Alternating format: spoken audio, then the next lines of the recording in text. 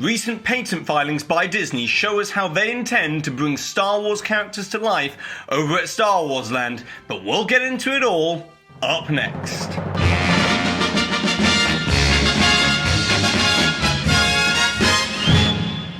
Hi there Waltoneers, I'm Jack, this is DSNY Newscast.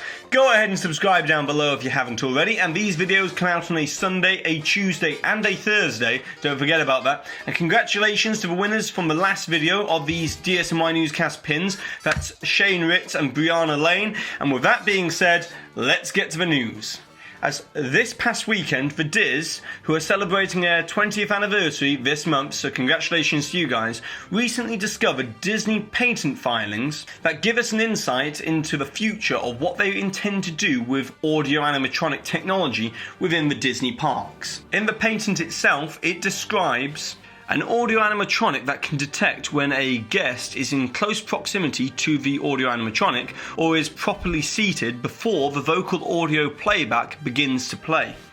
Also, the audio-animatronic would be able to move, speak and react toward the guest with perfectly synced audio, instead of just a continuous playback loop that is often found in attractions like Pirates of the Caribbean and nearly every other Disney attraction with animatronics in them today. However, the developments for audio-animatronic technology extends far beyond that, as Disney have also filed another patent which allows the audio-animatronics to smile, blink, and also pose for guest photos, which will give the illusion that the audio-animatronic is really interacting with you, the guests, and it will also be used in shows and parades. However, it's easy to disregard a patent as it may never happen, but for an example, here's a patent for an audio-animatronic from last year that can track the guests with its own eyes, which is exactly what the Na'vi River Shaman does in the Na'vi River Journey attraction over at Pandora the World of Avatar at Animal Kingdom. But what's really interesting is that we know that Disney want us to fully interact and immerse ourselves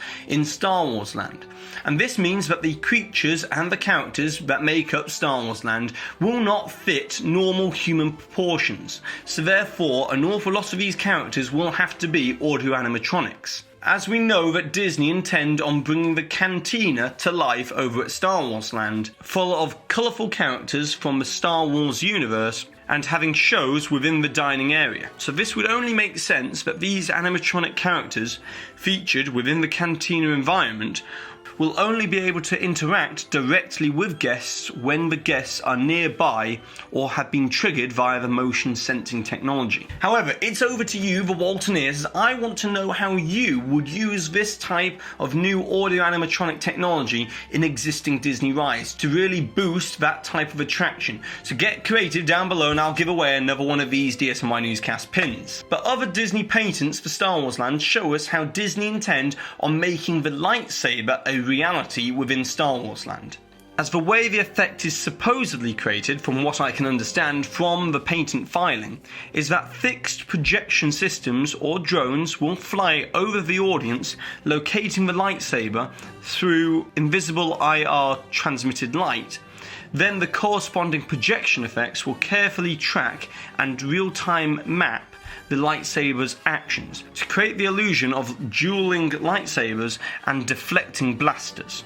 And the last patent is for a new type of ride system that will be featured within Star Wars Land. That was found by the guys over at Fresh Baked and stuff. Go check out their channel as they do some really great Star Wars Land updates over at Disneyland. In the patent it shows an Omnimover style of ride vehicle, similar to what is found in the Haunted Mansion, but one that will also have other degrees of motion, so that it will be situated at the end of an arm, much like the Dumbo attraction, but the vehicle will be able to move up, down, tilt on its side and rotate. More than likely, this ride system will be used in the Battle Escape attraction. Now let's move on over to some Disneyland news, as Big Thunder Trail has now officially reopened to the public.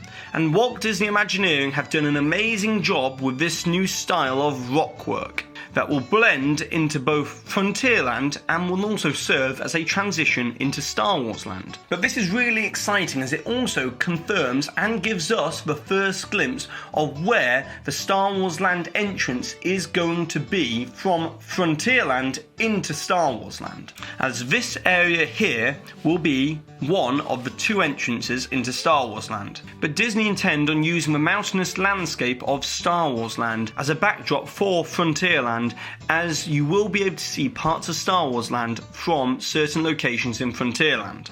And lastly, unfortunately, we're not going to see Julie Andrews make any kind of appearance or cameo in the upcoming Mary Poppins Returns, as Dick Van Dyke has already recorded his cameo in Mary Poppins Returns. Julie Andrews has decided that it's best that she doesn't appear in the movie, as she believes that audiences will be pulled out of the movie experiences by seeing her on screen as the former Mary Poppins, and instead of believing Emily Blunt as the Mary Poppins character. And that's it for today, guys. So go ahead and comment down below to that Walter Nears question, and I want to hear from all of you guys, and subscribe if you haven't already. And I've been Jack, you've been you, and I'll see you real soon.